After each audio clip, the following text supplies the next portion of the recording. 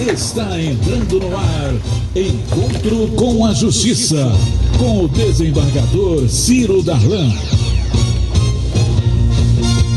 Com o desembargador Antônio Carlos Esteves, João Batista Damasceno.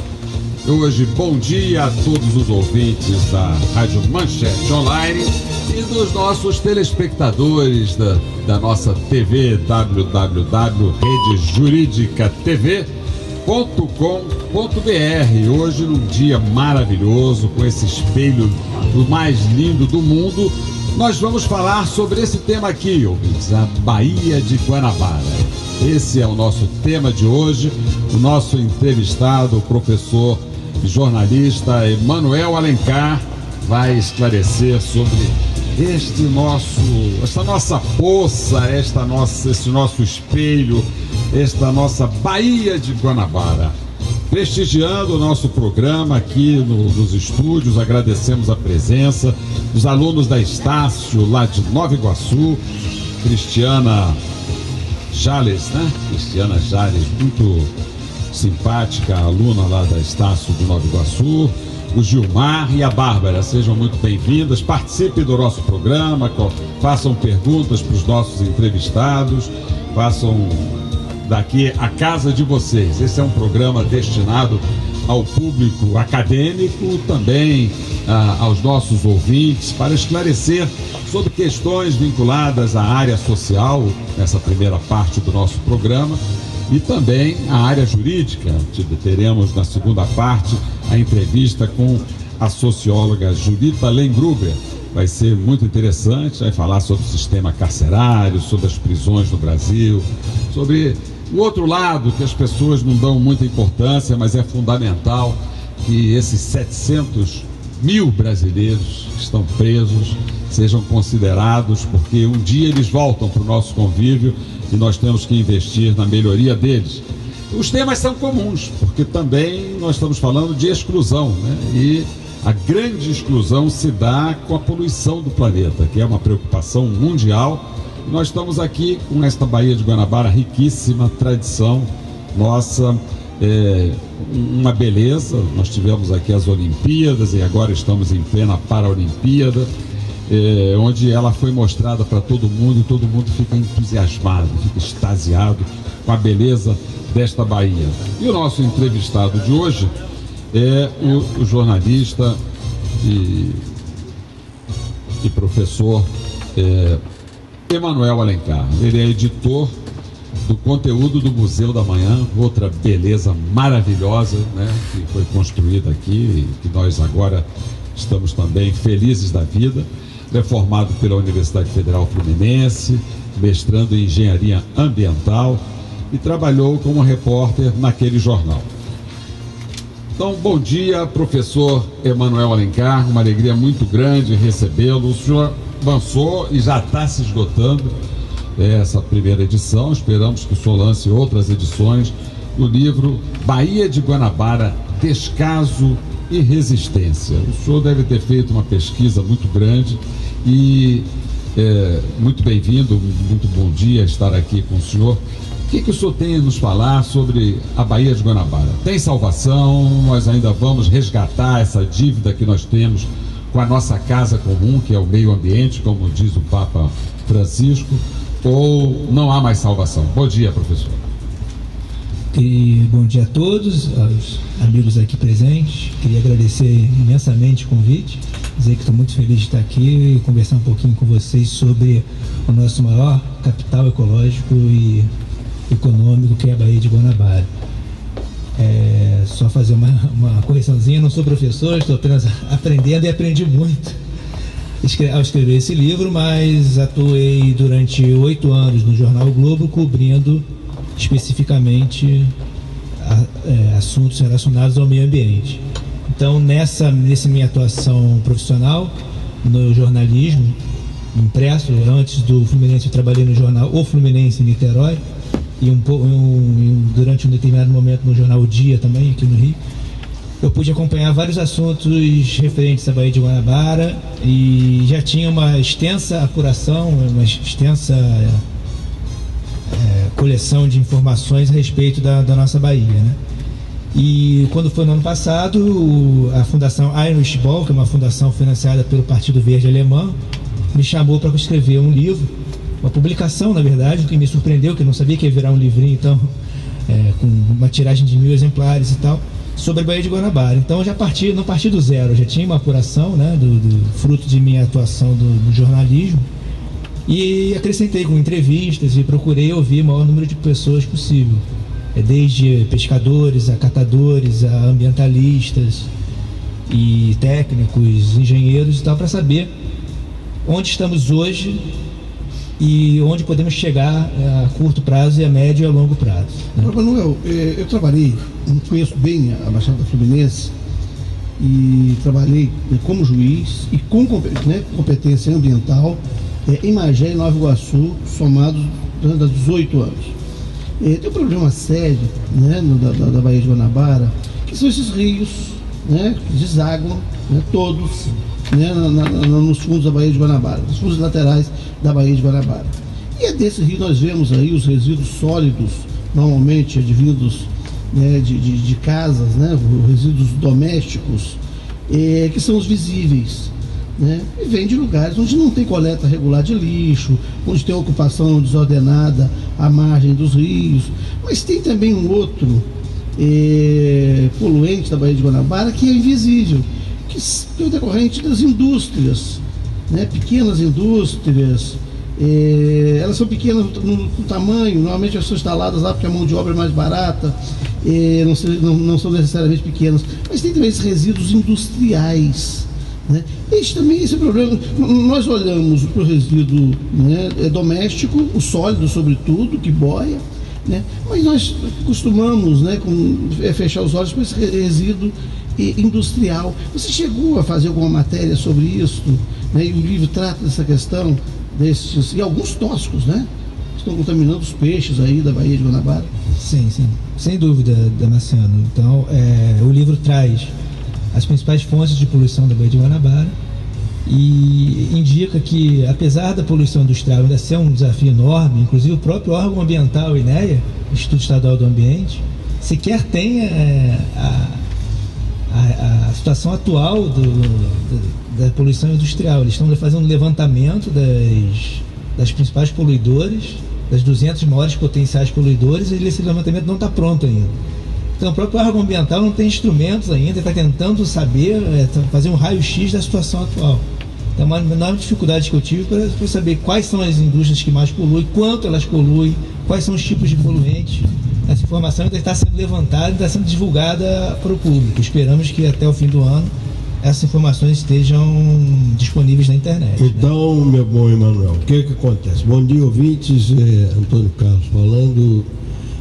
Antes de qualquer coisa, nós estamos num dia especial, porque ainda com reflexos do dia 6 de setembro. 6 de setembro é o aniversário da minha mãe, que já está no outro plano, é da minha filha mais nova e é também o dia do sexo do nosso líder, né? Ah, sim, e é o dia do sexo também. Líder. É dia do sexo, por causa, né, dirão os mais abastados. Mas então não quero deixar passar a oportunidade de ratificar os cumprimentos ao doutor Ciro Darlan. Mas, pelo que eu pude perceber, então, não só há muita coisa a ser feita, bem como o seu livro ainda vai ter outras edições revistas e aumentadas. Ou eu estou enganado? Esperamos que sim, depende de convite.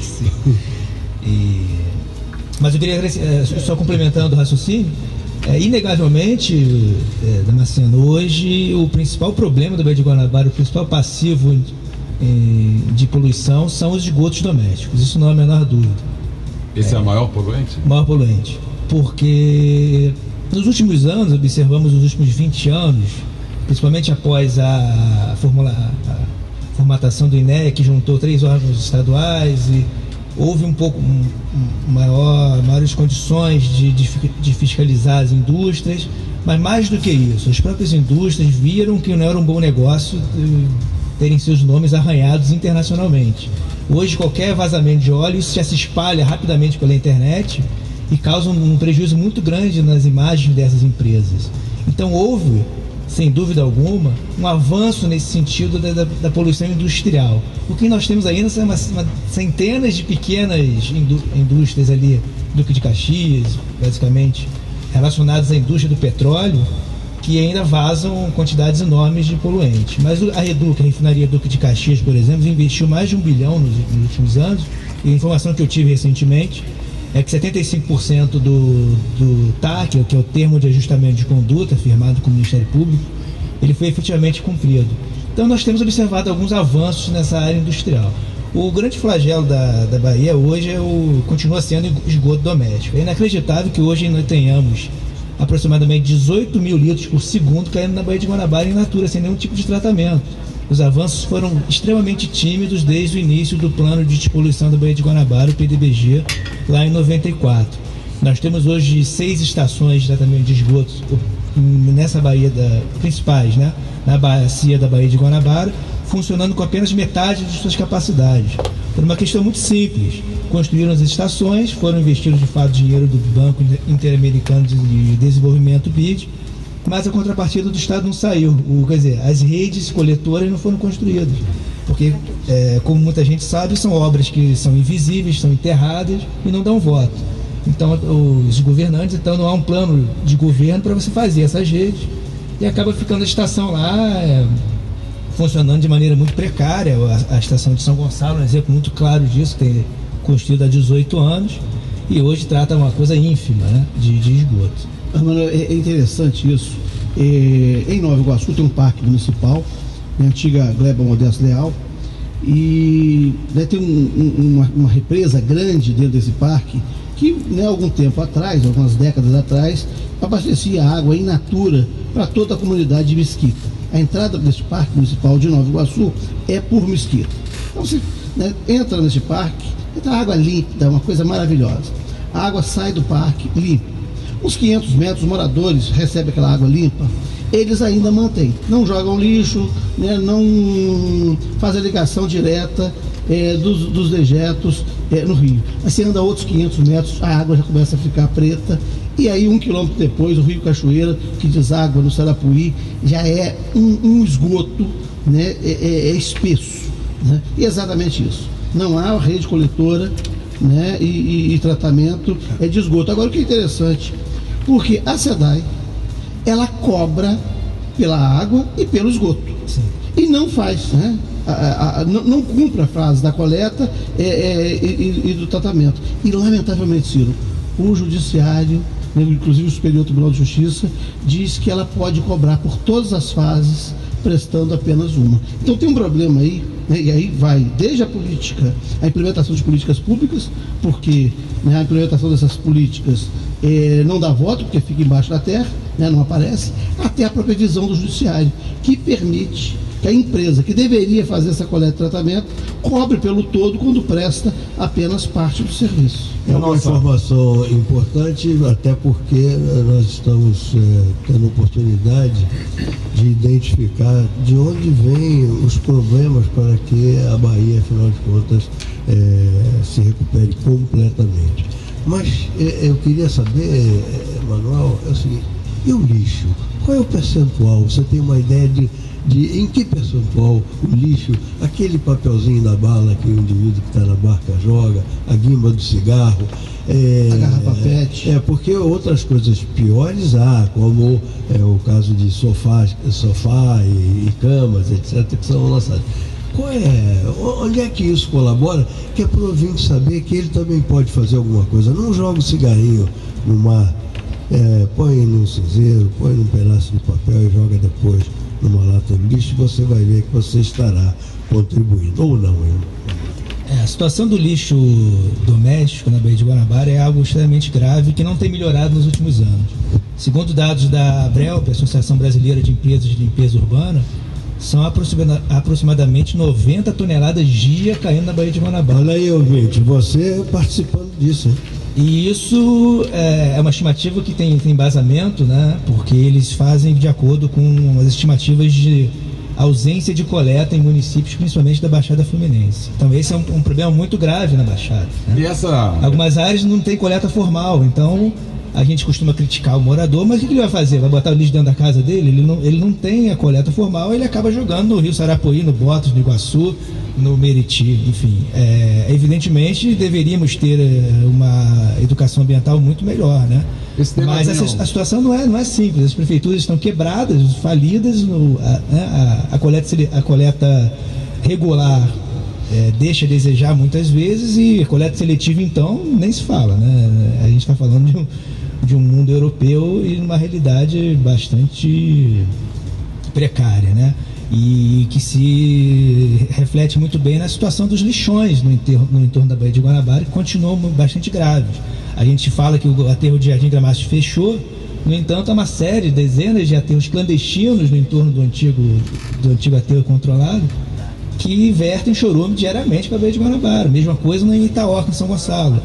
Então, parece que tivemos um momento aí de 2007 até 2010 de um avanço significativo nessas políticas. Havia dinheiro, havia o Fundo Estadual de Conservação Ambiental, o FECAM, com força para fazer algumas ações importantes, como ajudar as prefeituras a fazerem as coletas e tal. Mas de 2010 para cá a gente mergulhou numa crise, não há mais dinheiro para fazer saneamento, todas as obras de coleta de esgoto no entorno da Bahia estão paradas, absolutamente paradas, tirando uma coisa ou outra aqui do intersector oceânico da SEDAI, que liga ali os bairros da Glória, do centro até o emissário de Ipanema. E lamentavelmente nunca há dinheiro para saneamento, né, nesse país. Os governos dizem que não tem como fazer, mas é importante a gente observar que cada real gasto em saneamento são R$4 a menos no sistema de saúde. Enfim, investir em saneamento é investir em saúde, em qualidade de vida da população, né? Então a gente precisa caminhar muito mais ainda para ter uma Bahia saudável, e principalmente eu apontaria 3 fatos que foram determinantes para a gente chegar num estágio ainda muito aquém do que merecemos. O primeiro é a falta de transparência, Ciro. É inacreditável que na era da internet, né, da internet das coisas, como se diz aí, a gente não consiga acompanhar sequer o andamento das obras via online, né? O Instituto Estadual do Ambiente, a SEDAI, não colocam essas informações disponíveis. Quando colocam, são informações que ninguém consegue entender, em termos muito técnicos, e não temos como instrumentos que possam fazer com que a população acompanhe o andamento das obras. Além disso, déficit de comunicação. Por que eu falo que vivemos um déficit de comunicação? Ou uma comunicação pouco eficiente? Porque durante muito tempo falou-se que poderíamos despoluir a Baía de Guanabara aplicando 1/3 dos recursos necessários. Ou seja, quando você fala que vai despoluir 80% da Baía de Guanabara, você já está partindo de um pressuposto muito perigoso e que dá margem a interpretações distintas. Porque quando você fala em 80%, você tem que falar de 80% de quê? 80% de lixo, 80% de esgoto industrial, 80% de esgoto doméstico. E essa informação foi sendo jogada na mídia, na grande imprensa e na televisão, enfim. E a população acreditou que era possível plenamente resolver o problema da Baía de Guanabara em 5, 10, 20 anos, quando na verdade despoluir Bahia é um desafio internacional e muito difícil em qualquer lugar do mundo. Você tem a Baía de Chesapeake nos Estados Unidos, que até hoje sofre com problemas, entendeu? Mesmo já resolvendo a questão do esgoto. Então, acho que a comunicação foi muito mal feita durante todos esses governos aí de 94 para cá. Foi quando os resíduos sólidos. Primeiro programa. É mais fácil, né? Primeiro programa, o resíduo sólido é mais fácil. Ainda assim, não foi vencido, né? Acho que quando se fala de poluição, se trata muito do que é visível, né? Sim. É da garrafa PET boiando, né? E não efetivamente toda a poluição. Né? Mas nem essa foi vencida, né? Fizeram algumas barreiras ecológicas. Pois é. Fizeram 17 barreiras ecológicas, botaram 10 ecobarcos coletando, mas eles coletam, vamos dizer, de 2 a 3% do que cai diariamente na Bahia. Então é um paliativo mesmo, né? Bom, parece que o caso envolve certamente a questão educacional, a questão da educação ecológica, da educação ambiental, da educação do cidadão. E a Cristiana, que é uma aluna da Estácio, que nos prestigia aqui com a sua presença, Ela parece uma pessoa muito interessada nesse tema e faz aqui uma pergunta de por que somente Niterói tem um sistema de tratamento de esgoto e não o Rio de Janeiro, ou seja, a Baixada com 15 municípios que a Bahia recebe por segundo, como você aqui mencionou, ela repete 8.000 litros de esgoto por dia, ou seja, 90 toneladas de lixo, né? Por que se houve tanto investimento, houve aqui um investimento do Japão, esse dinheiro chegou, foi usado, foi desviado? Você tem notícias sobre isso, Manuel? No livro eu entrevisto o Manuel Sanches, que foi o coordenador do primeiro programa de despoluição da Bahia, do PDBG. E ele diz acreditar que aproximadamente 30% do valor aplicado foi, enfim, se não foi aplicado corretamente, né? Ele não tem como provar isso, porque o governador Brizola, na época, acabou exonerando ele antes do início do programa, enfim, por umas questões políticas, enfim. Mas, evidentemente, se tivesse tudo sido aplicado corretamente, estaríamos numa situação muito melhor do que estamos hoje. Isso é evidente. O próprio Banco Interamericano de Desenvolvimento fala no relatório recente que a conclusão, enfim, o PDBG, o Programa de Despoluição, foi insatisfatório e ineficiente. Então não há como negar isso, né? Mas Isto posto, não conseguiríamos despoluir a Baía de Guanabara, mesmo se todos os recursos tivessem sido aplicados. Isso que é importante as pessoas saberem. Há enormes desafios pela frente. Não vamos despoluir a Baía de Guanabara com 4 bilhões de reais. Não, e nenhuma geração, né? O Rio Tamisa, eles levaram 100 anos para despoluir o Rio Tamisa. Foram 100 anos. Mas é um exemplo da Baía de Sidney, né? A Baía de Sidney. A Baía de Sidney é um amigo meu, o Pedro Menezes, o idealizador da trilha Transcarioca, ambientalista e diplomata, me falou que ele morou em Sidney um tempo e ele mergulhava na Baía de Sidney. Isso já em 2000. Então, assim, não dá para negar que a Baía de Sidney está numa situação muito melhor que a nossa. Mesmo assim, ainda há enormes desafios e eles não consideram uma situação bem equacionada lá, né? Você tratar o esgoto é apenas uma primeira parte de você conseguir tornar o ambiente totalmente despoluído, né? Agora, Manuel, mantido este nível de poluição da Bahia. A Bahia ainda está viva, muito poluída, mas ainda está viva. Ainda totalmente. Tem peixe, ainda tem vida. Se a coisa continuar desse jeito, a gente corre o risco de ver a morte da Bahia? Olha, é uma pergunta complicada, né, de responder, mas imagino que não cometeremos esse desatino de matar a Bahia de vez, de verdade. Acho que hoje há mais pressão das pessoas, as pessoas estão conhecendo mais a realidade, estão buscando mais informações, a internet ajuda muito nisso, né? Você falou muito aí, né? E creio que a despoluição da Baía de Guanabara terá necessariamente que entrar na agenda da metropolitana, né? Porque quando a gente considera Rio de Janeiro, temos que falar nos 16 municípios do entorno da Bahia. Não adianta a gente falar só da capital, né? Que tem uma situação financeira melhor do que muitos municípios aqui da região metropolitana. Mas uma região metropolitana que se propõe sustentável, em linha com um meio ambiente, desenvolvimento econômico focado na política de baixa emissão de carbono e, enfim, focado no século XXI, é imprescindível a gente despoluir a Baía de Guanabara ou caminhar muito nessa direção. Então acho que não correremos esse risco de piorar ainda mais a situação da Bahia. Imagino, não quero acreditar que isso possa vir a acontecer. Nós vamos fazer um pequeno intervalo e depois, Manuel, queria aqui que você falasse dois assuntos aqui importantes que você aborda no seu livro. Primeiro, foi mencionado aqui pelo desembargador Damasceno que há vida na Bahia. Que tipo de vida? Mas depois do nosso intervalo.